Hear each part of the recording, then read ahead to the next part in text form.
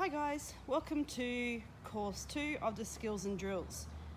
I've set this camera angle up just so I can show you in the technique that we're going to do first. It's running on the dog's line. So they're going to come out of that tunnel on that yellow line, and that's their natural line. But I wanted to set this camera angle up first so you could see from the handler perspective what you're going to be looking at. So you can see here the camera is exactly where I'm going to be standing throughout the majority of this demonstration. So if you look at that view, you can see where the dog's going to be coming out of the tunnel, and you can see that I can see the tunnel through the uprights of this jump. So that's an important picture for you to remember. So just keep that in mind as you see me demonstrating, because I'm going to have you viewing it from the dog's point of view as I'm doing the demonstration. So I just wanted you to see this part right off the top. So I'm just going to move you now. It's finally stopped raining here, so I'm getting the videos done.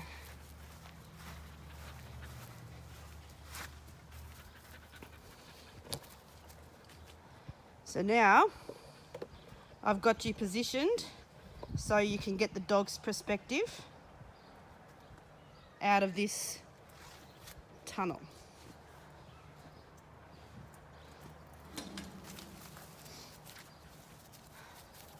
So, as I said, we're doing running on the dog's line today. Now, running on the dog's line is what you might know as, or have heard talk of, as a serpentine.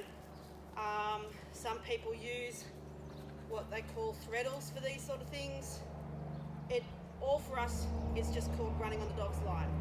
It's when we are ahead of our dog and we use our position to help shape the lead leg change. And I really had my mind blown with this, and about how far in front you can get of the dog doing this and how easily the dogs do read it. So I put the yellow line out there to show what is normally the dog's line, and that's what we want to know, because obviously this is called running on the dog's line, so it has something to do with the dog's line. So in this course, the dogs are going to go into this tunnel, and this is the simple version map that you'll see in the unit. So into the tunnel, they're going to come over this jump, and then out to the far jump, or it'll be a tunnel if you have one. Whichever, it doesn't matter. So what we want to do is, one, be in front of our dog. That's the main component of running on the dog's line. You can't do it if you're behind your dog. That's the main thing. And two, we want to influence the dog's line by being as close to the intended line we want them to take as possible. So if we think about our handling elements to do this, the first one is going to be motion. Again, the 7 handling elements always starts with motion. So in this technique, my motion's going to be going forward all the time.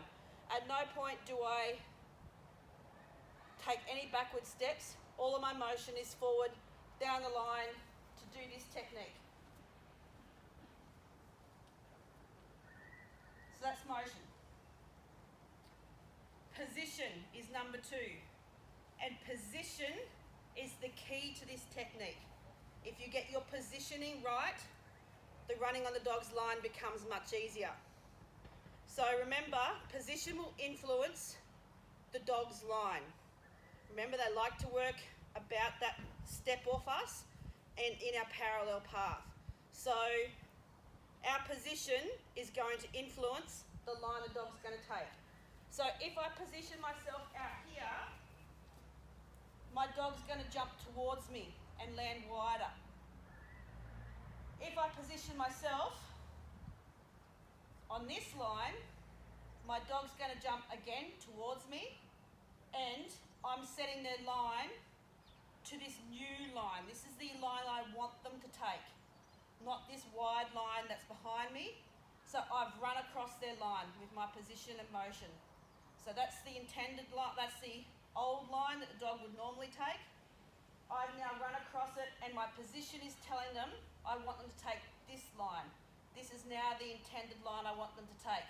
So you can see it's much shallower and tighter. So I want this position here, which is the position that I shot the camera angle from at the beginning. This is the position we want to attain to tighten up their line through this sequence. And I have a situation that I'm going to get you to do that shows you how position influences the different aspects of running a dog's line, because you can be anywhere to do this technique. You just need to be in front of your dog, and your position is going to guide the line you want them to take. So that's how position will influence which way you go. Because if I position myself here, even a bit further up, when the dog lands, they'll take the back side of the jump. If I position here and then continue to move, they'll take the front side of the jump. So that's how position, changing position. So if I'm out here, the dog will land wide. If I'm here, the dog will take a nice arc to the front. If I'm here, the dog will take the back side of this jump. If I'm here, the dog will come through here and take this angle. So that's how position will change where your dog's going to go. So our position is going to be on their intended line. So in this case, I want them to take the front side of this obstacle. So I position myself on a nice tight line through here. So that's number 2. Number 3 is connection. Remember, we always want to be looking at our dog.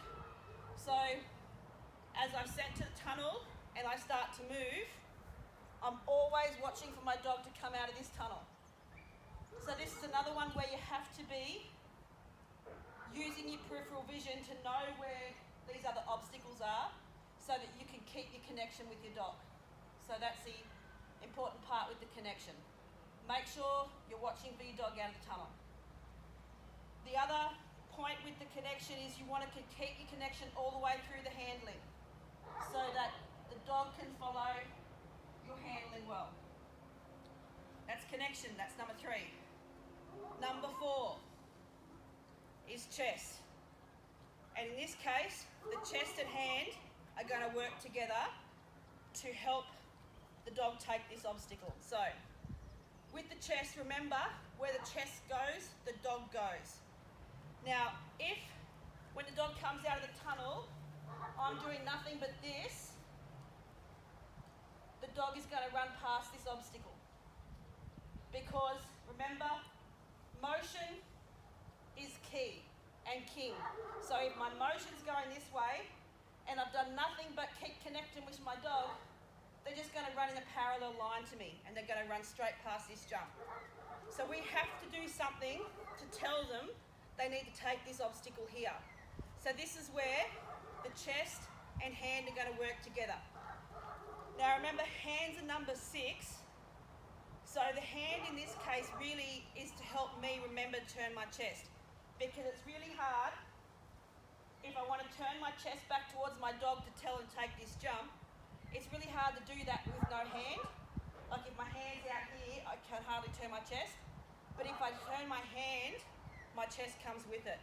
So that's where the hand and the chest work together. Basically, this hand is just to help my chest turn towards my dog. So as my dog's coming out of the tunnel, I've got my connection.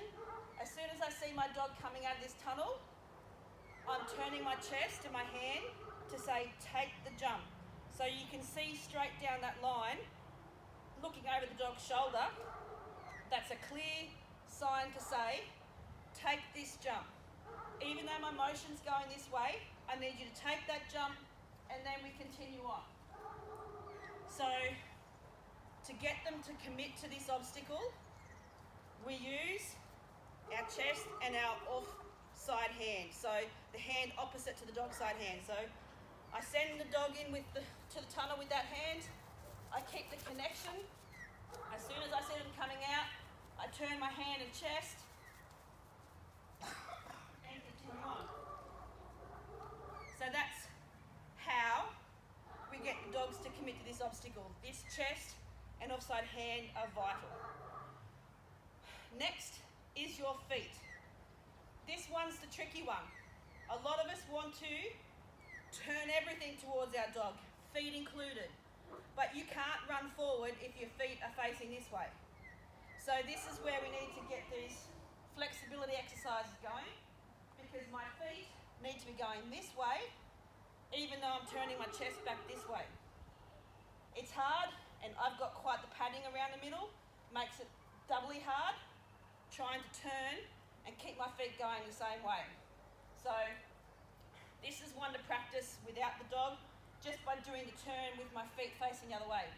My feet will turn a little bit, but my main goal is to make sure that my motion stays forward, even though I'm calling my dog with my chest and hand.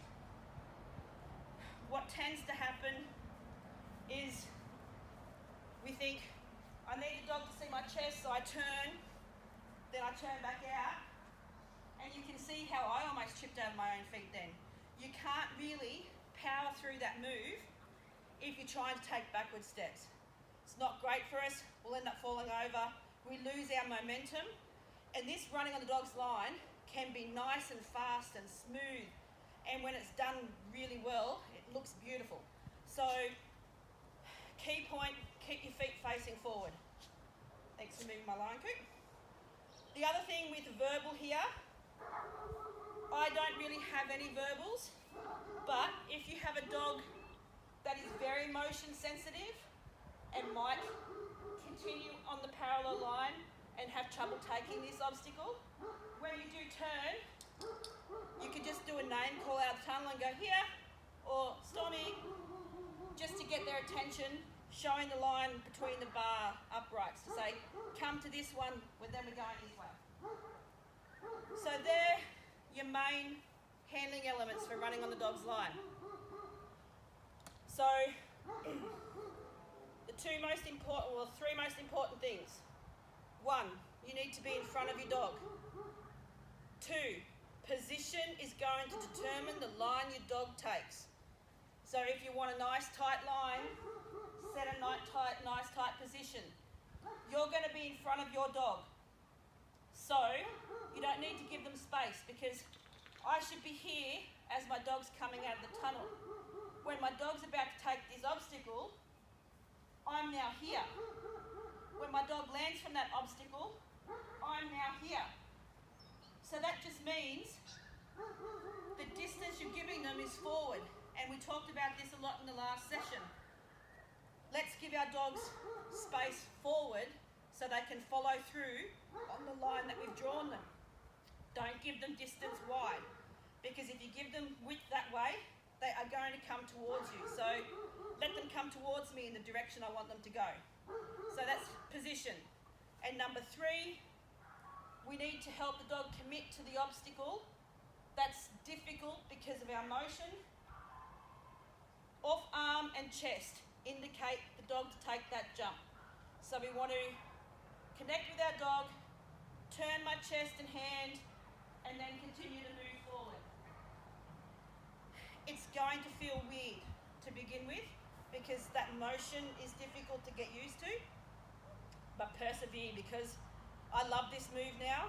I use it with all of my dogs, and Rain, when we first started doing this, picked this up really quickly, because she knows what the chest does and what the chest means. So looking forward to seeing your videos on this. If you have any questions, please let me know.